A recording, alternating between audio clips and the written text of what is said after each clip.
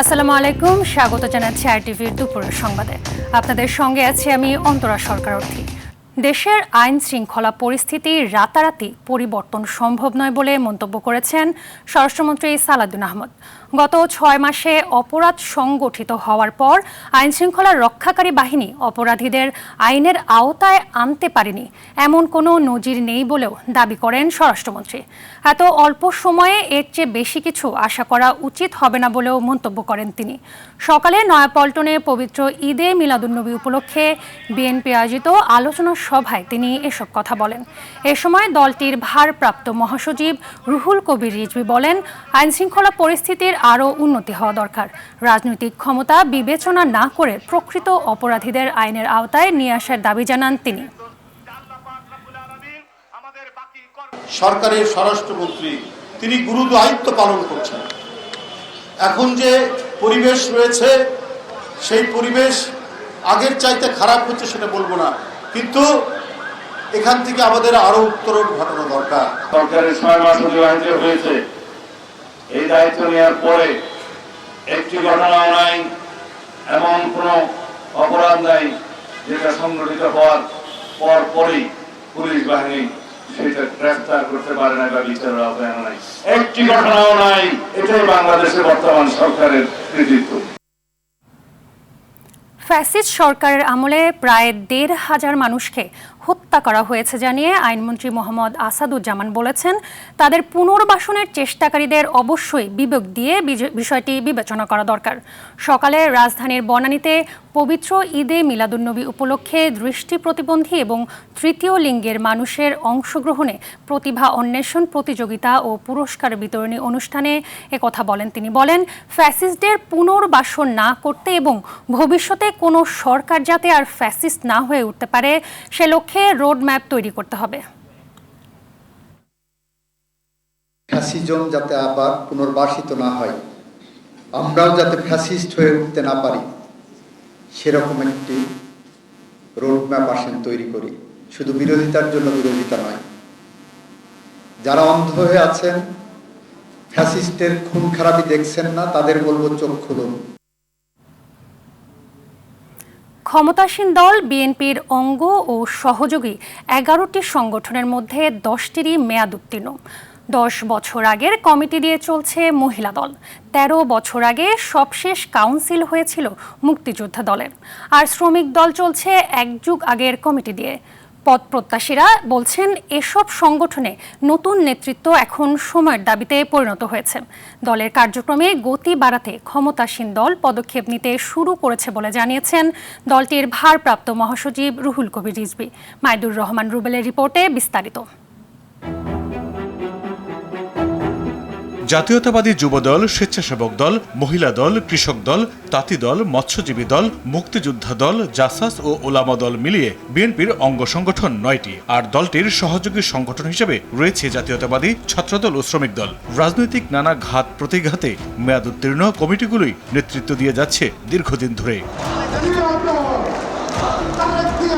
দলটির নেতারা মনে করেন, পদধারী অনেকে মন্ত্রী এমপি হয়েছেন। নতুন কমিটি ঘোষণা না হওয়ায় বাড়ছে সংগঠনের দুর্বলতা, সংকুচিত হচ্ছে নতুন নেতৃত্ব তৈরির পথ। দীর্ঘদিন সম্মেলন না হওয়ায় পদবঞ্চিতরা সংগঠন থেকে দূরে সরে যাচ্ছে বলেও মনে করেন অনেকে। দলটির পদ প্রত্যাশীরা বলছেন, দল যেহেতু রাষ্ট্র ক্ষমতায়, নির্যাতিত নিপীড়িত দলের ত্যাগী নেতাদের দিয়ে অঙ্গ ও সহযোগী সংগঠন পুনর্গঠন করা হলে স্বাভাবিক কার্যক্রমে গতি আরও বাড়বে। মাননীয় প্রধানমন্ত্রী জনাব তারেক রহমান জানেন কে কি অ্যাক্টিভিটিস ছিল গত 16 বছরে। ত্যাগীও যেমন মূল্যায়িত হবে, মেধাবীরাও মূল্যায়িত হবে। তাদেরকে সকল জায়গায় পদায়িত করা একটা অনেক বড় টাস্ক। এই টাস্ক যে করা, এটাতে অবশ্যই অতীতের ন্যায় আমাদের মাননীয় প্রধানমন্ত্রী সর্বোচ্চ সফল হবেন ইনশাল্লাহ। যারা দীর্ঘদিন ধরে ত্যাগ করছে, জীবনকে আলিঙ্গ করছে, তাদেরকে সে মূল্যায়ন করবে। বিভিন্ন অঙ্গ সংগঠনগুলোর অনেকে এমপি হয়ে গেছে, মন্ত্রী হয়েছেন, অনেকের মেয়াদ উত্তীর্ণ হয়েছে। নতুন নতুন নতুন নেতৃত্ব আসুক, সেই নেতৃত্বের মাধ্যমে দল আরও বেশি সংগঠিত হোক। যারা পদবঞ্চিত তাদের সবাইকে পদায়নের মাধ্যমে তৃণমূল পর্যায়ে সংগঠিত করে আগামী স্থানীয় সরকার নির্বাচনে বিজয় আমরা প্রত্যাশা করি।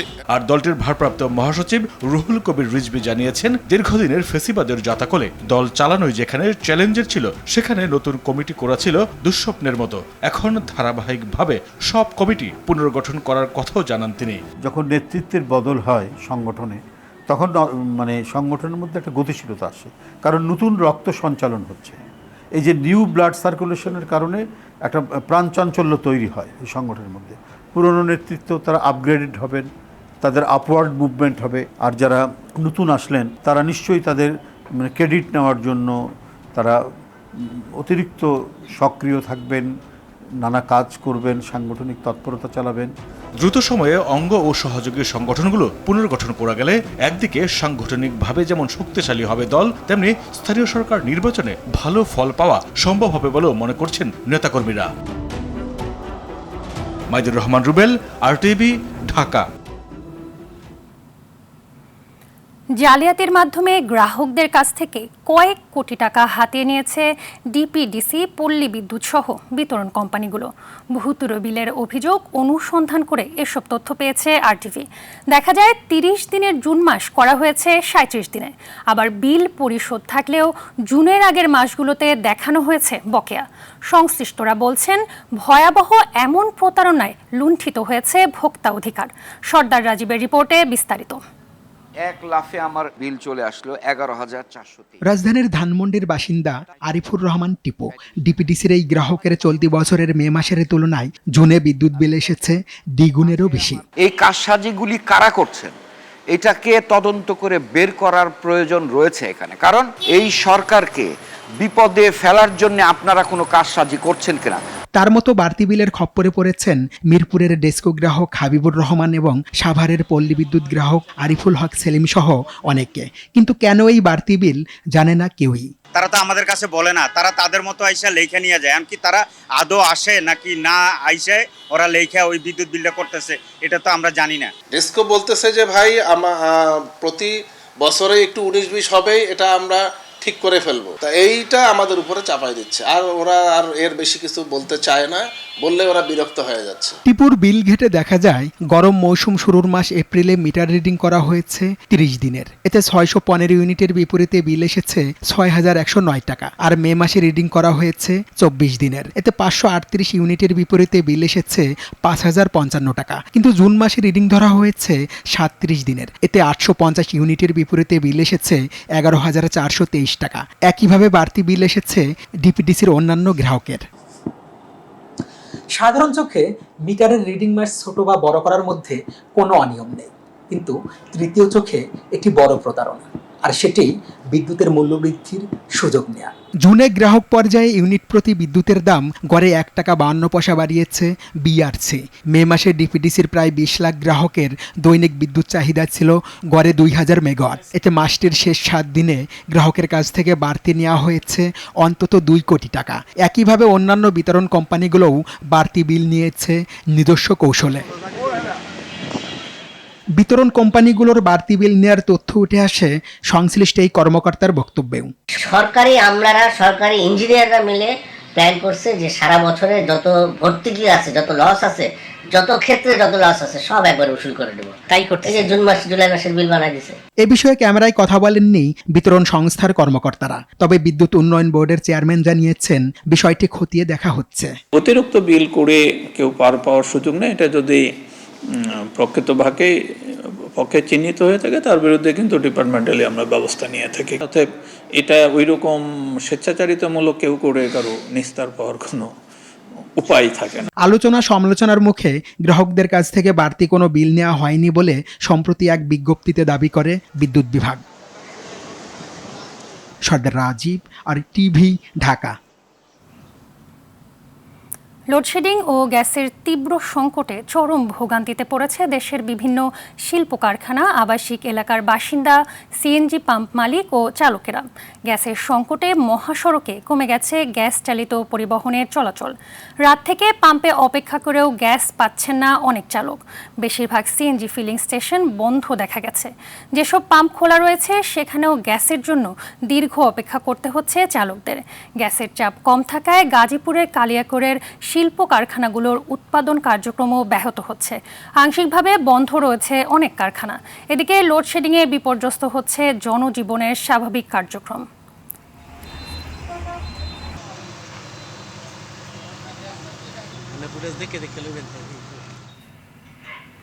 ধর্মীয় ভাব গাম্ভীর্যের মধ্য দিয়ে রাজধানী সহ সারা দেশে উদযাপিত হচ্ছে পবিত্র ঈদে মিলাদুন্নবী সাল্লাল্লাহু আলাইহি সাল্লাম।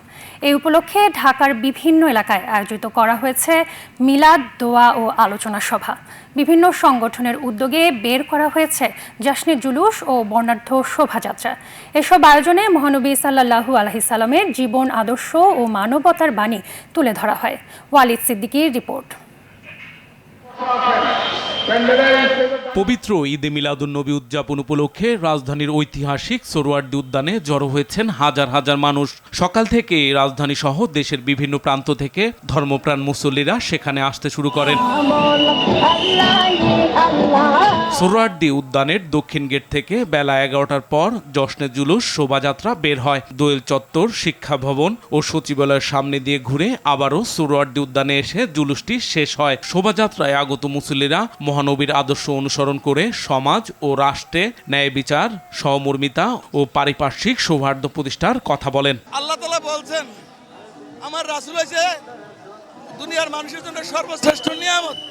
আবার বলছেন, তোমরা নিয়ামত প্রাপ্ত হইলে আল্লাহর কাছে শুকরিয়া আদায় করো। আল্লাহ রাসূল যেহেতু আমাদের সর্বশ্রেষ্ঠ নিয়ামত, এই জন্য আমরা শুকরিয়া আদায় করতেছি। সকল ঈদের সেরা ঈদ ঈদে মিলাদুন্নবী, সেই উপলক্ষে আমাদের মুসলমানের সেরা ঈদ ঈদে মিলাদুন্নবী। শান্তি, সৌম্য, সৌহার্দ্য বিনিময় করতে চাইতেছে, কোনো প্রতিহিংসা আমার নবীজি আনেন নাই। পরে সোহরাওয়ার্দী উদ্যানে অনুষ্ঠিত হয় আন্তর্জাতিক শান্তি সমাবেশ। মুসলিম উম্মার শান্তি ও সমৃদ্ধির জন্য দোয়া করা হয় এই সমাবেশে। হিংসা, প্রতিহিংসা, গীবত, মিথ্যাচার এগুলো যতদিন দূর হবে না, এই পৃথিবীতে কখনো শান্তি প্রতিষ্ঠিত করা সম্ভব হবে না। সহমর্মিতা, সম্প্রীতি এগুলো হচ্ছে ইসলামের মূল। এগুলা যতক্ষণ পর্যন্ত উম্মতে মুহাম্মদে ধারণ করবে না, ততক্ষণ পর্যন্ত পৃথিবীর থেকে হানাহানি, মারামারি, যুদ্ধ বন্ধ হবে না। আল হাবিব আল আউয়াল আল মুস্তাফা সাল্লাল্লাহু আলাইহি ওয়াসাল্লাম ওয়া নাকুলু লাহু আসসালাতু ওয়াসসালামু আলাইকা ইয়া সাইয়্যিদি ইয়া রাসূলুল্লাহ ফি ইয়াউমি মাউলিদিক। পবিত্র ঈদে মিলাদুন্নবী উপলক্ষে মসজিদ ও ধর্মীয় প্রতিষ্ঠানে কোরআন তেলাওয়াত, ওয়াজ ও দোয়া মাহফিলের আয়োজন করা হয়েছে।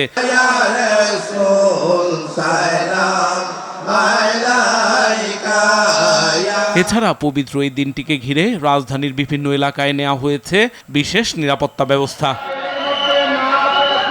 ওয়ালিদ সিদ্দিকী, RTV, ঢাকা। এবার প্রতিনিধিদের পাঠানো তথ্যচিত্রে দেশের বিভিন্ন স্থানে পবিত্র ঈদে মিলাদুন্নবী উদযাপনের খবর জানাচ্ছেন লামিয়া তানজিম মাহমুদ। দেশে ধর্মপ্রাণ মুসলমানরা পবিত্র কোরআন তিলাওয়াত, দুরূদ পাঠ, দান খয়রাত সহ নফল ইবাদতের মধ্য দিয়ে অতিবাহিত করেন দিনটি। বিভিন্ন সংগঠন আয়োজন করেছে আলোচনা সভা সহ নানা ধর্মীয় অনুষ্ঠানের। পবিত্র ঈদে মিলাদুন্নবী উপলক্ষে চট্টগ্রামে অনুষ্ঠিত হয় ৫৫তম ঐতিহাসিক জশ্নে জুলুস। শান্তি, মানবতা, অহিংসা ও মহানবী হযরত মুহাম্মদ সাল্লাল্লাহু আলাইহি ওয়াসাল্লামের আদর্শের বার্তা নিয়ে আয়োজিত এ জুলুসে অংশ নিতে ভোর থেকে নগরে আসতে শুরু করেছেন বিপুল সংখ্যক মানুষ। দেশ, জাতি ও বিশ্ব মুসলিম উম্মার সুখ, শান্তি, সমৃদ্ধি কামনা করে বিশেষ মোনাজাত পরিচালনা করা হয়। হবিগঞ্জে জশ্নে জুলুসে বিভিন্ন ধরনের যানবাহন, ব্যানার, ফেস্টুন নিয়ে নবী প্রেমিকরা অংশগ্রহণ করেন জুলুসে। সিলেটের জাফলংয়ে নানা ধর্মীয় কর্মসূচিতে অংশ নিয়েছেন বিভিন্ন এলাকার ধর্মপ্রাণ মানুষ। বরিশালে র্যালি করেছে বাংলাদেশ ছাত্র হিজবুল্লাহ। অংশ নেন সংগঠনের নেতাকর্মীরা। ঝালকাঠিতে আয়োজন করা হয় আলোচনা সভা, দোয়া, মিলাদ মাহফিল ও ধর্মীয় নানা কর্মসূচি। মানিকগঞ্জে র্যালির পাশাপাশি অনুষ্ঠিত হয় দোয়া ও মাহফিল। এছাড়া বিভাগীয় শহর ময়মনসিংহ, রংপুর, খুলনার রাজশাহীতে ভাব গাম্ভীর্যের সঙ্গে পালন করা হচ্ছে দিবসটি। লামিয়া তানজির মাহমুদ, RTV। এদিকে ঈদে মিলাদুন্নবী উপলক্ষে জাতির উদ্দেশ্যে বাণী দিয়েছেন রাষ্ট্রপতি মির্জা ফখরুল ইসলাম আলমগীর। এতে মহানবী সাল্লাল্লাহু আলাইহি সাল্লামের শান্তি, ন্যায়, সহনশীলতা, ভালোবাসা ও মানবিকতার আদর্শে উদ্বুদ্ধ হওয়ার আহ্বান জানান তিনি। এছাড়াও ঈদে মিলাদুন্নবী উপলক্ষে জাতির উদ্দেশ্যে বাণী দিয়েছেন প্রধানমন্ত্রী তারেক রহমান। এ সময় মহানবী সাল্লাল্লাহু আলাইহি সাল্লামের শান্তি, ন্যায়, সহমর্মিতা, ক্ষমা ও মানবিকতার আদর্শ অনুসরণ করে ব্যক্তি, পরিবার, সমাজ ও রাষ্ট্রীয় জীবনে ন্যায় ও মানবিক মূল্যবোধ প্রতিষ্ঠার আহ্বান জানান তিনি।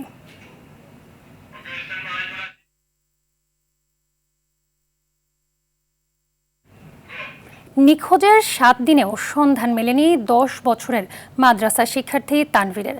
রাজধানীর মিরপুরের রূপনগরের হযরত শাহজালাল রহমতুল্লাহ ক্যাডেট মাদ্রাসার শিক্ষার্থী গত 20 আগস্ট নিখোঁজ হয়। শিশুটির পিতার অভিযোগ, মাদ্রাসায় নির্যাতন করা হতো বলে ভয়ে তার সন্তান পালিয়ে থাকতে পারে। মাদ্রাসা কর্তৃপক্ষ বিষয়টি স্বীকার করে জানিয়েছে, দায়ী শিক্ষকের বিরুদ্ধে ব্যবস্থা নেওয়া হয়েছে। শিশুটিকে উদ্ধারে সর্বোচ্চ চেষ্টা করার কথা জানিয়েছে পুলিশ। আর বাদলের রিপোর্ট।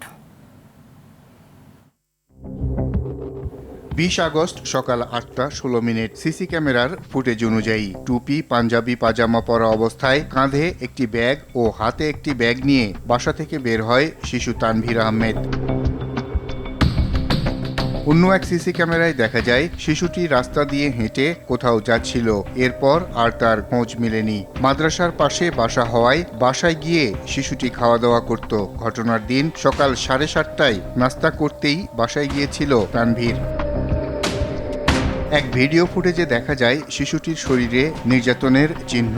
তার বাবা অভিযোগ করেন, মাদ্রাসায় তার সন্তানকে নির্যাতন করা হতো। এইখানেও দিছে, জায়গাটা করে উঁচা হয়ে গেছে, দেন একটা দুইটা দিছে। শোকে শিশুটির মা অসুস্থ হয়ে পড়েছেন জানিয়ে তানভীরের বাবা বলেন, যে কোনো মূল্যে সন্তানকে ফিরে পেতে চান তিনি। আমার বাচ্চাকে এর আগেও নির্যাতন করছে, নির্যাতন করার কারণে আমার বাচ্চার আমার কাছে ফুটেজ আছে। নির্যাতন করার কারণে বাচ্চা দেখা গেছে এর আগেও অনেক কান্নাকাটি করছে। তারপর আমি হুজুরক ধরছি, হুজুর আমার কাছে অনেক রিকোয়েস্ট, হুজুর আমার সামনে কান্দে ফেলছে যে ভাই এইরকম আজ জীবনও হবে না। শিক্ষককে আমি মাদ্রাসা থেকে বহিষ্কার করে দিয়েছি, আমার কাগজ আছে। শিক্ষক পরবর্তীতে আপনার তার একটা আবেদন লিখছে যে উস্তাদির সামনের কোনো দিন যদি আমি কোনো ছাত্রকে মারবো না, যদি আমার হাতে বেদ দেখেন আপনি আমাকে উপযুক্ত বিচার দেবেন। মাদ্রাসা কর্তৃপক্ষ জানায়, নিখোঁজ শিশুটিকে উদ্ধারে বিভিন্ন স্থানে খোঁজাখুঁজি করছে তারাও। আইনি পদক্ষেপ আমি ওসি সাহেবের সঙ্গে কথা বলেছি। ওসি বলছে আপনার স্টুডেন্ট হিসেবে আপনার দায়িত্ব আছে খোঁজার, আপনি সর্বাত্মক খুঁজেন। আমার টিচার আমি এয়ারপোর্ট পাঠিয়েছি, এক গ্রুপ পাঠিয়েছি আপনার কমলাপুর রেল স্টেশন। বিষয়টি নিয়ে রাজধানীর রূপনগর থানায় সাধারণ ডায়েরি করেছেন তানভীরের পিতা আব্দুর রহিম। পুলিশ জানায়, তারা শিশুটিকে উদ্ধারে চেষ্টা চালিয়ে যাচ্ছেন। সকালবেলায় যে আমাদের কন্ট্রোল আছে, এই কন্ট্রোলের মাধ্যমে বেতার বার্তা দিয়ে সারা দেশে যে আমাদের থানাগুলো আছে সবখানে পৌঁছানোর ব্যবস্থা করছি। আমি গতদিন আপনার বিকালবেলাতে গত পরশুদিন বিকালবেলা আমাদের যে মিরপুরের র্যাব ফোর আছে। ছবিটি শিশু তানভীর আহমেদের। দেশের যে কোনো স্থানে শিশুটি কারো নজরে পড়লে 999-এ কল দিয়ে জানানোর অনুরোধ পরিবারের। আর বাদল, RTV, ঢাকা। জাতীয় নদী রক্ষা কমিশন আইন সংশোধনের একটি খসড়া চূড়ান্ত হয়েছে। এর ফলে নদী দখল ও দূষণ ফৌজদারি অপরাধ হিসাবে গণ্য হবে। এই আইনের অধীনে নদী দখলদারদের সর্বোচ্চ 5 বছরের কারাদণ্ড বা 15 লাখ টাকা জরিমানা এবং উভয় দণ্ডের মতো কঠোর শাস্তির প্রস্তাব রাখা হয়েছে। অবৈধ স্থাপনা ও দখলদার উচ্ছেদ এবং দূষণ বন্ধে মামলা দায়ের সহ প্রয়োজনীয় পদক্ষেপ নিতে পারবে কমিশন। বিলুপ্ত নদী বা খালের নাব্য পুনরুদ্ধার, খনন এবং উন্নয়ন সংক্রান্ত বিষয়ে সরকারের কাছে সুপারিশ করতে পারবে। সরকার বা অন্য কোনো কর্তৃপক্ষ ওই সুপারিশ বাস্তবায়ন না করলে সেই কারণ কমিশনের প্রতিবেদনে উল্লেখ করা হবে।